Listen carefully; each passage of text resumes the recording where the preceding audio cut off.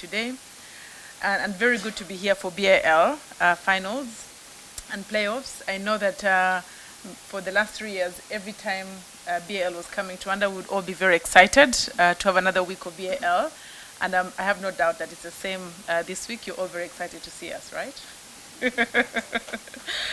But even though it's my first time to be here as part of the NBA family, it's not my first time to interact with BAL. I think I've been part of all the last 3 episodes. But to see the growth of season form, I think is very, very, very much heartwarming. You know, it's really grown over the last seasons.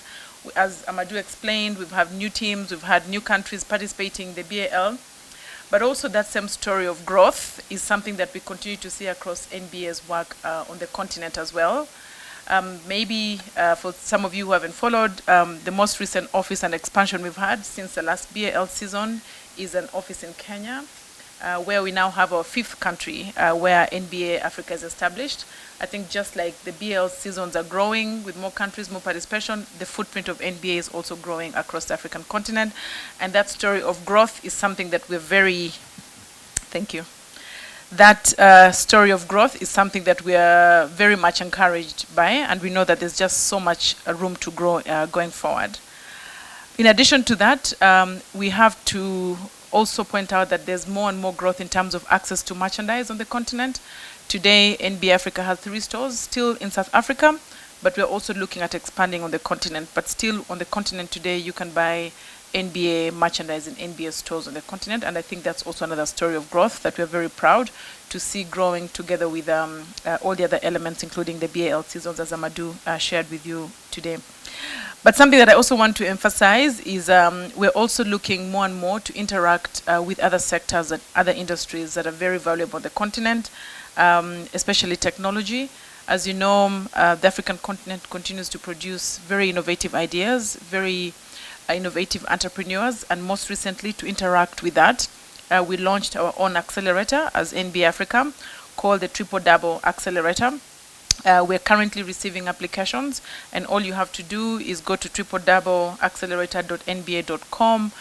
We have hundreds of applications already, but we still continue to receive until end of this month, 31st of May. And we want to support young entrepreneurs on the continent that have solutions that will support the sports ecosystem, whether it's marketing, digital marketing, event management, or ticketing, artificial intelligence, or any other experience that will support the sports ecosystem and the creative sector. We're looking for those startups to really be part of the Triple Double Accelerator.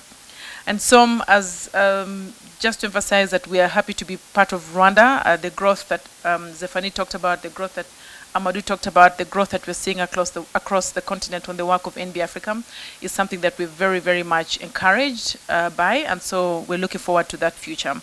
But we are here for BAL, we're here for the finals and playoffs.